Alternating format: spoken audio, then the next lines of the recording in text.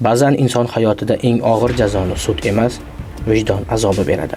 Bir paytlar g'alaba shovqini ostida olqishlangan kuchi va irodasi bilan boshqalarga o'rnak bo'lgan insonning taqdiri noto'g'ri tanlov sabab keskin o'zgarishi mumkin. Shon-shuhrat, obro' va imkoniyat ezgu maqsadlarga xizmat qilmasa, insonni yuksaltirmaydi, balki tubanlikka yetaklaydi. Asadulla Jo'rayev ham yoshligidan sportga qiziqib, aralash jang san'ati bilan doimiy shug'ullangan. Mehnat, iroda va jismoniy tayyorgarlik evaziga xalqaro musobaqalarda munosib ishtirok etib, bir qator yuqori natijalarga erishgan. Osiyo chempioni, shuningdek oltin kamar sohibi bo'lgan. Sport orqali orttirgan kuch-qudrati va jamiyatdagi obro'si unga ko'plab imkoniyatlar eshigini ochib berishi mumkin edi.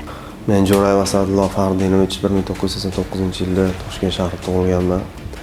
Hozirda O'zbekiston Respublikasining 165-moddasi 3-qismi V bandi bilan 5 yil muddatga ozodlikdan mahrum etilganman. 2023-yilda 28-dekabr kuni qo'lga olindim. Ammo afsuski, Asadulla Jo'rayev halol mehnat va sport orqali erishilgan muvaffaqiyatni asrab avaylash o'rniga jinoyat yo'lini tanladi. Oson boylik orttirish ilinjida sheriklari bilan oldindan jinoiy til biriktirib, bir guruh bo'lib, tadbirkorni qo'rqitish, unga ruhiy va jismoniy bosim o'tkazish orqali tovlamachilik yo'li bilan mulkiy manfaatlar talab qilib, anchagina moddiy boylikni noqonuniy ravishda o'zlashtirib olgan. Shu men ham o'zimni xarakterimni jilovlolmaganmanmi yo shu qayerdadir xato qilganman, o'sha narsa uchun mana shuncha tashvishlar tushdi boshimga. O'zinglarni o'sha sport yo'nalishidan qilayotgan mashg'ulotinglarni to'g'ri yo'lga, shu O'zbekistonimizni faqat o'sha obro'sini, bayrog'ini ko'tarishga sarf qilinglar. Bu oilalardan uzoqda, farzandinglardan, ota-onanglardan uzoqda yashash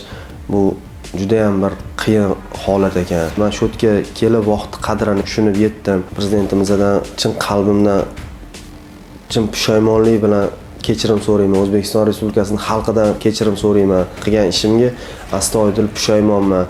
Jamiyatimizda sodir etilgan har bir qing'ir ishga jazo muqarrar. So'nggi pushaymon esa o'zingga dushman.